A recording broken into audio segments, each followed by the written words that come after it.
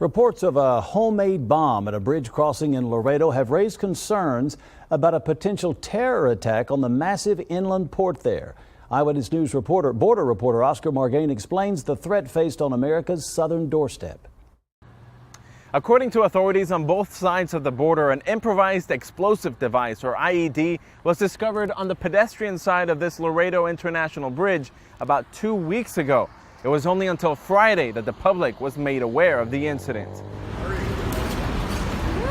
With a symbolic ribbon cutting, U.S. and Mexican officials celebrated the full reopening of the busiest inland port in the country. Modernizing World Trade Bridge. It was an opportunity to emphasize the need to protect binational commerce.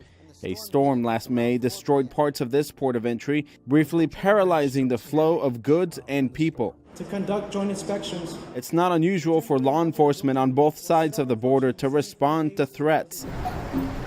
On February 4th, the Mexican government received a tip about an improvised bomb at the Laredo's gateway to the Americas Bridge 1. The Mexican Attorney General's office issued this notice posted Friday, saying the bomb was spotted on the pedestrian corridor of the Mexican side of the bridge. Mexican law enforcement determined it was an IED and moved to disarm it. The fire department was notified, and they made their sweeps of the bridge, and at the end of the day, they were the ones that ultimately told us that the bridge was secure. Laredo Port Director Alberto Flores says bomb threats are common, especially with cartels operating along the border.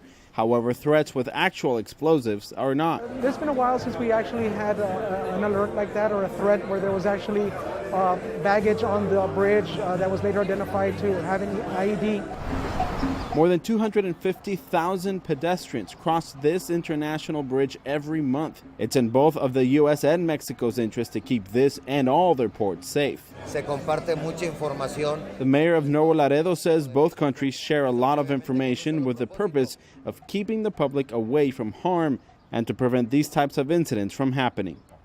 Reporting in Laredo on the Texas-Mexico border, I'm Oscar Margain.